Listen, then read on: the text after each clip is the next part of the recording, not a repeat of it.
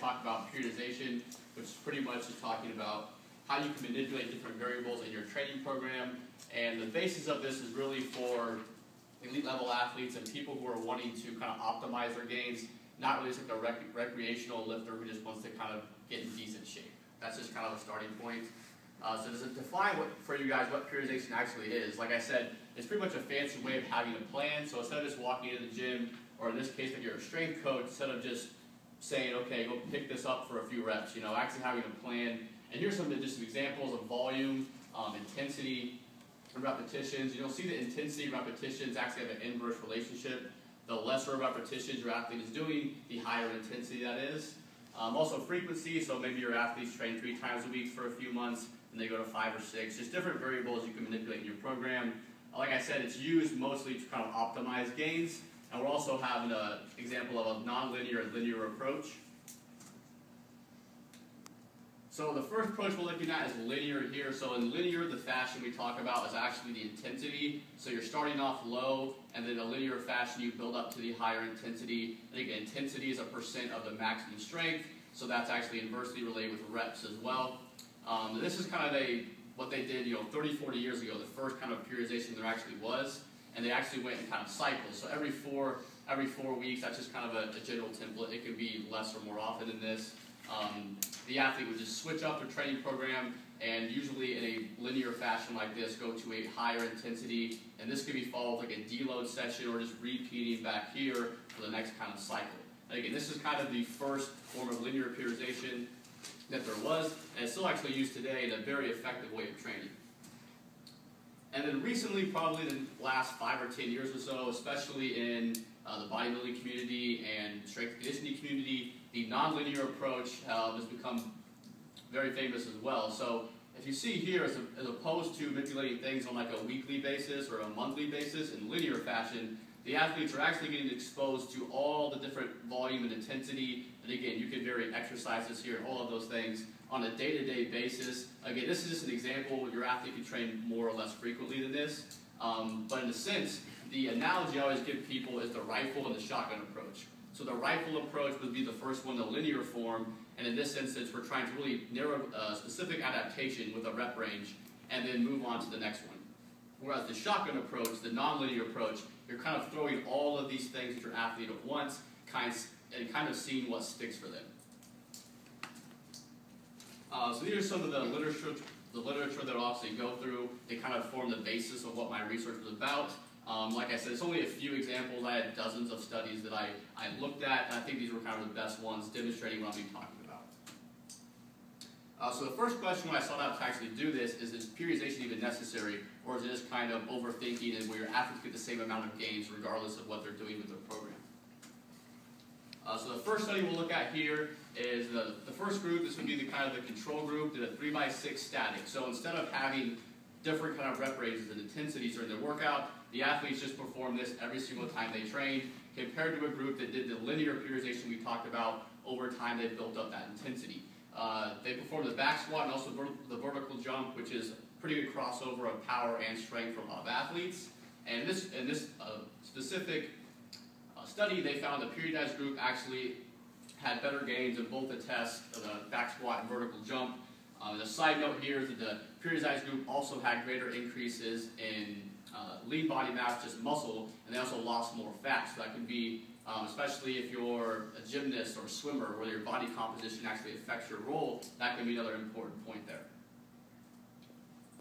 This is pretty much a similar thing, Kramer 97. The unique thing about this is that actually through 4 months of training, the periodization group and the just static group had similar performances through 4 months. And then afterwards, they found out that the periodized group actually continued to grow, continued to make progress, while the static group just kind of leveled off and plateaued. This is something we really see with untrained individuals.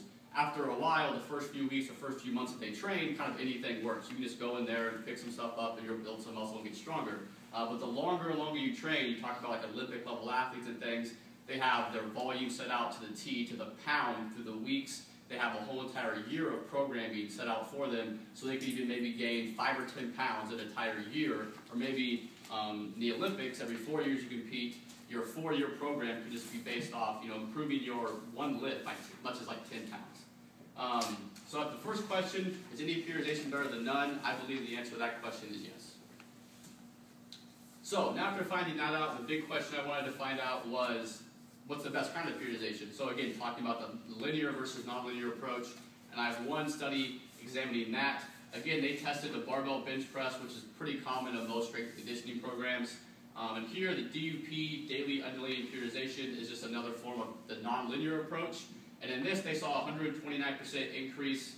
And then the linear periodization, the first one we saw, had about a 70% increase in their bench press. So you see that both groups makes gains, and that was my point in the original. The linear periodization group still can make gains, and a lot of people have success with that program.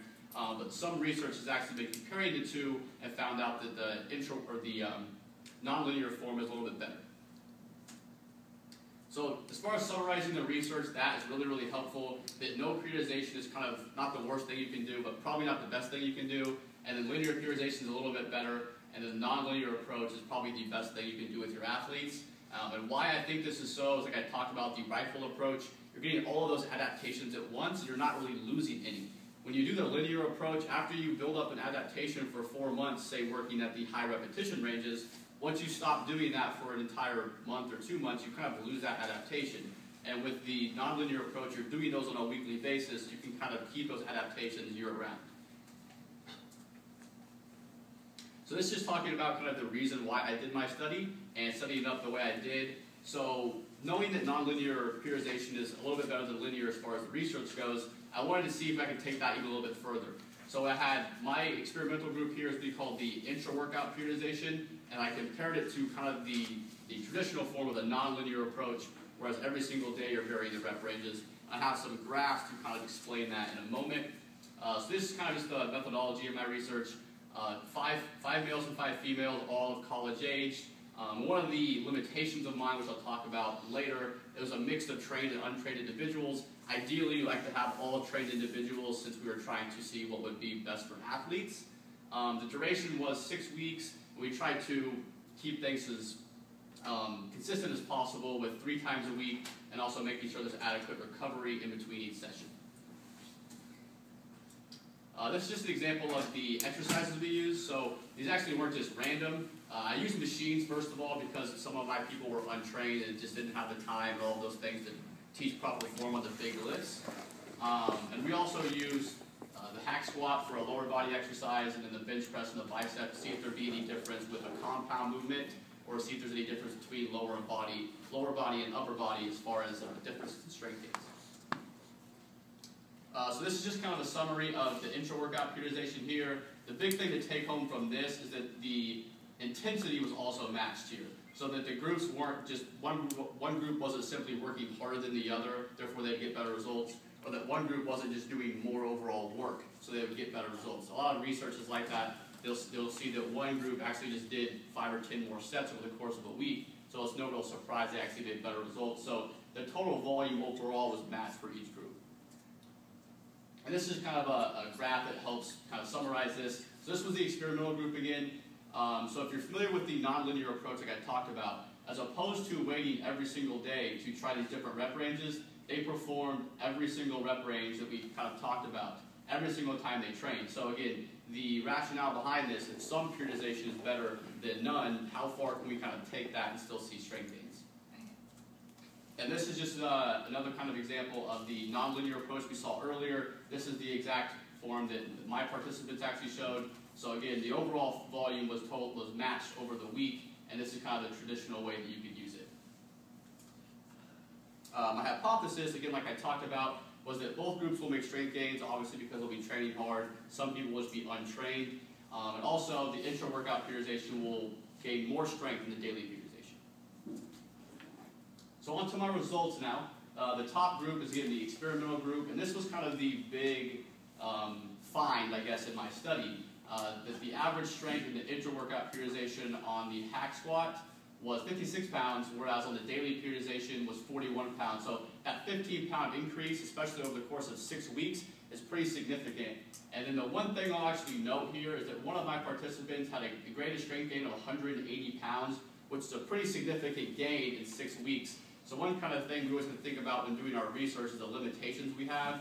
And especially when you're only testing your client on like one day, and then 6 weeks later you're testing them on another day, kind of how they felt that day, maybe they were sick one day, maybe they were feeling really good the other day, can kind of skew these results here a little bit. So again, that kind of makes a point to have more subjects in your study can kind of take away from that outlier there. And then moving on to the bench press here, we saw pretty similar gains, the 9 pounds and the 7 pounds. Again, that's pretty much a difference, can be experimental error. Like I said, your athlete is having a good or bad day. I don't think there's much significant gains there, but you also see that a lot of athletes tended to not make any strength gains, whereas some made quite big strength gains. So again, I'll talk about this later, that some form of periodization can actually personalize to the individual.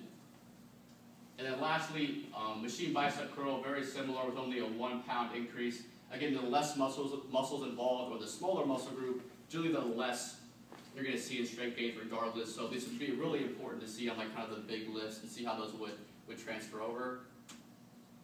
So here's kind of just a summary of my results again. Again, we only had a 2 pound increase on the bench press and 1 on the machine bicep curl. The only one that was actually significant was the hack squat. Like I talked about before, with that one outlier and only having 10 total subjects in my study, that can make quite a big difference. So I feel like if I would have more subjects, that difference probably would have been minimal, and overall the results would probably be pretty equivocal overall. And the why, kind of rationale behind that, I really think is because the total volume was matched, and also with the machines, there's a little bit lesser of an increase of strength than you would see with free weights as well. So just to discuss some discussing questions and limitations of my research. Like I talked about in the intro, there's difference in subject advancements. Ideally, all of your athletes would be trained. We talked about the limited number of subjects. Obviously, any kind of research, the more subjects you have, the more reliable your data will be. It can't necessarily be extrapolated machine versus free weights. So most elite level athletes train with mostly free weights. So these results can't necessarily be extrapolated over to them. Dietary differences, obviously, I couldn't control for diet. We all know how much what we eat, what we drink can actually affect our strength and our body composition. Again, the longer duration, we only looked at a short window of 6 weeks. Ideally, we'd like to look over a longer duration of time. We'll talk about the individual differences response, and then one of the big things I'm proud of in my study is that we actually matched the total volume. So as far as where we go now, I still think this hierarchy is still true with performing my research, that the nonlinear periodization is kind of the best form you can expose your athletes to. And these are just kind of some questions that I was thinking of whenever I finished my study, is kind of what was going on in my head, the ins and outs of why this happened. So also different protocols for different individuals. This can be based on fiber type. So some people may be type 1 dominant, some people might be type 2 dominant. Maybe there's a difference in how they should actually train for better results. So not kind of a cookie cutter program for all of your athletes. And also exercise adherence is a big deal. So if it's a certain person that doesn't like training that way, then you probably shouldn't train that way. You actually have to enjoy your workouts, obviously, to make sure you're actually working hard. Also different protocols for different exercises. We talked about before, we measured the compound movements such as the bench press and the squat, seeing if there'd be a difference versus the isolation movement like a bicep curl where you're only using that muscle. Maybe certain exercises are suited for certain rep ranges. Then also different protocols for different goals. Obviously what I studied and the research I looked at was for strength, but also people are really interested in hypertrophy, just building more muscle and looking better, and also muscle retention for the elderly. Maybe they should train differently. So I think the whole kind of point here is that there's no kind of cookie cutter way to train. That's what a lot of this research is showing, that periodization is necessary, but it may not be necessary for every single person on your team or every single person out there. So kind of the summary of everything, I really think that nonlinear approach is still kind of the hierarchy, the best thing you can do with your athletes. Again, the nonlinear approach is varying all those variables without the course of a week, maybe a few weeks, as opposed to waiting months to make these changes. And I think to kind of further understand why this is happening, we need to kind of tinker with nonlinear periodization the way I did. Again, we can do that with different kind of exercises. We can do that with frequency, all the things I talked about in the intro to kind of see the optimal way to train. And that's it. So if you guys have any questions? Do you see this as more relevant for preparing people for team sports, or is this just for anybody wanting to get in shape? Well, I think I think it can be applied to anyone getting in shape, but yeah, the basis of it is really to get to that next level. Like I said, for general health and things like that, it probably doesn't need to be this complicated, but you're talking about athletes trying to get the difference between getting that contract and not getting that contract can be a small difference in the way that they train. And what was your sample size? Only 10 subjects. Okay.